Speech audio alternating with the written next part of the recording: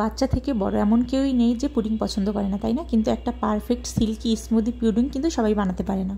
অনেক টাকা খরচ করে রেস্টুরেন্টে গিয়ে খেতে হয়। কিন্তু আজকে আপনাদের অসংখ্য টিপস সহ একদম পারফেক্ট, যারা নতুন আছেন, নতুন রাঁধুনি, তারাও কিভাবে প্রথমবারই পারফেক্ট পুডিং বানাতে পারেন সেরকমই একটা রেসিপি শেয়ার করছি। এটা যেমন ক্রিমি হবে সেরকমই সিল্কি স্মুদি, আর খেতেও জাস্ট ততটাই লোভনীয়। দেখেই বুঝতে পারছেন যে কতটাই লোভনীয় হয়েছে। ছাড়াও যে একদম পারফেক্ট একটা পুডিং হয় সেটা এই ভিডিওতে আপনারা দেখতে পাবেন। তো চলুন তাহলে দেখে নেওয়া যাক যে কীভাবে হচ্ছে পুডিংটা আমি বানাই। এখানে আমি 6টা ডিম নিয়েছি, আর ডিমের সাথে সামান্য পরিমাণে একটু লবণ দিয়েছি যাতে মিষ্টির ব্যালেন্সটা ঠিকমতো হয়, এর জন্য দিয়ে আমি একটা কাঁটা চামচের সাহায্যে ভালোভাবে ফেটিয়ে নিচ্ছি। আপনারা চাইলে এটা ব্লেন্ডারও করতে পারেন।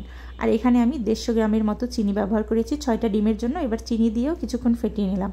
চিনিটা পুরোপুরি গলে যাওয়ার পর এখানে আমি 3 টেবিল চামচ ভরে ভরে গুঁড়া দুধ অ্যাড করেছি। আর আমি নিয়েছি 250 গ্রাম জাল করা ঘন দুধ। আপনারা চাইলে গুঁড়া দুধটা পানিতে গুলিয়েও নিতে পারেন। গুঁড়া দুধটা দিলে খেতে অনেক বেশি পরিমাণে মজার হয়। অনেক ডিমের স্মেলের কারণে খেতে পারেন না, কিন্তু এখানে যদি দুধের পরিমাণটা বেশি দেওয়া হয় তাহলে কিন্তু কোনো ধরনের স্মেল আসবে না। ক্যারামেলটা পুডিংয়ের বাটিতেই সেট করে নিচ্ছি। 3 টেবিল চামচ হচ্ছে চিনি দিয়েছি। সামান্য একটু চিনি গলে গেলে, এখানে কোনো পানি ব্যবহার করিনি, তারপরে নাড়াচাড়া দিয়েছি। আর হালকা একটু কালার চলে আসলে আমি উঠিয়ে নেব। আর যেহেতু বাটিটা অনেক বেশি গরম, তাই আমি ঠান্ডা পানির মধ্যে রাখছি যাতে দ্রুতই সেট হয়ে যায় আর হচ্ছে কালারটা আরও বেশি গাঢ় না হয়। এজন্যে অনেক সময় দেখা যায় যে বাটিটা অনেক বেশি গরম থাকায় কালারটা আরও বেশি গাঢ় হয়ে যায়, পরে কালচে হয়ে যায়। এজন্য আপনারা এই টিপসটি ফলো করতে পারেন। এটা পানির মধ্যে রেখে দিবেন, তাহলে ওটা দ্রুত সেট হয়ে যাবে। এবার আমি হচ্ছে যে মিশ্রণটা রেখেছিলাম গুলিয়ে, সেটা একটা ছাঁকনির সাহায্যে ছেঁকে দিলাম। ছাঁকনির সাহায্যে ছাঁকলে কি হয়, এর মধ্যে কোনো হচ্ছে ছিদ্রযুক্ত হয় না, একদমই স্মুদি হয়, পারফেক্ট হয়। আর অন্য সাইডে আমি একটা প্যানে হচ্ছে পানি গরম দিয়েছিলাম। পানিটা যখন ফুটে উঠেছে তখন নিচে আমি একটা স্ট্যান্ড বসিয়ে সেটার মধ্যে পুডিংয়ের বাটিটা বসিয়ে উপর দিয়ে ঢাকনা দিয়ে 25 মিনিটের মতো বেক করেছি। ঢাকনা দিলে 25 মিনিট, আর ঢাকনা ছাড়া যদি শুধু বাটিটা বসান তাহলে আপনারা 30, 35 বা 40 মিনিটের মতো বেক করে নেবেন। আপনারা দেখতেই পেলেন যে আমার ছুরিটা কিন্তু একদমই বের হয়েছে ক্লিন। এরপর আমি ঠান্ডা করে নিয়েছি, দেখেছেন কতটা হচ্ছে পারফেক্ট হয়েছে। ঠান্ডা হয়ে গেলে ফ্রিজে রেখেছিলাম প্রায় 2 ঘন্টার মতো। 2 ঘন্টা পরে এই যে আমি মোল্ড আউট করলাম, দেখেন কালারটা কত সুন্দর এসেছে, দেখতে ভালো লাগছে তাই না?